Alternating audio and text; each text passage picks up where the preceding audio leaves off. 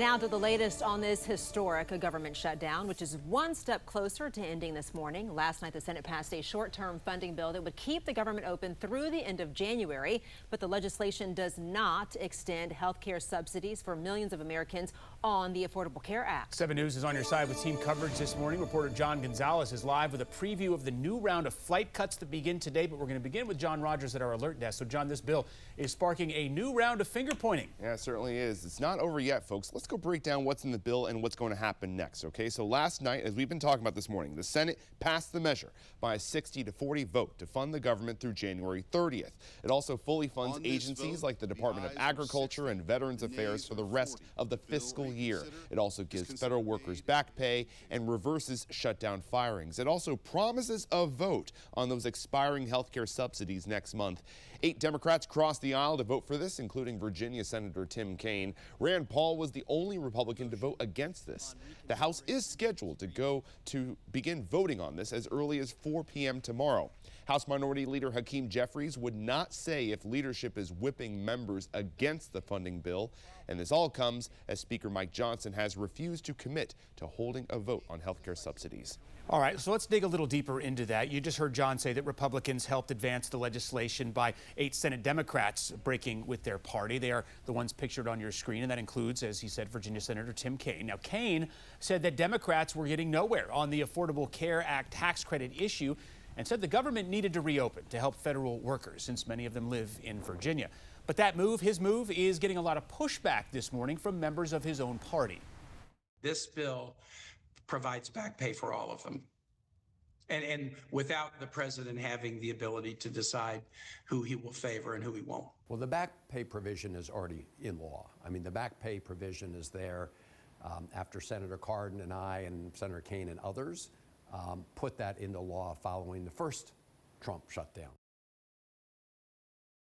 So like Senator Van Hollen there, Virginia U.S. Senator Mark Warner and Maryland's U.S. Senator Angela Alsobrooks also voted against the continuing resolution. Alsobrooks said in a statement that she could not vote for anything that does not address rising health care costs. Kaine told us Republicans agreed to a vote on the ACA tax credit issue once the government is reopened. Okay, with that funding bill clearing the Senate, what is next and how soon could this be over? We told you the House is heading back to D.C. right now to vote on the bill. The first votes are happening tomorrow. Things could move fast. Remember, Republicans do have a slim majority in the House, meaning it could pass as soon as tomorrow if all Republicans vote in favor. If that happens, it will then head to the president's desk, where he is expected to sign it.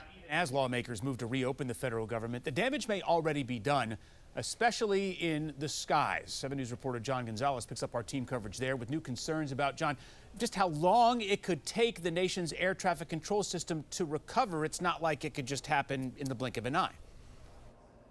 Adam, this is a ripple effect that could be with us for some time. Union leaders here in D.C. say even if the government does fully reopen this week, it could be months before air traffic control operations are back to normal. So what does that mean for our local airports? Well, delays and cancellations will continue. We know that the FAA has already cut flight operations at 40 major airports, down 4% last Friday. That number is expected to double by the end of this week.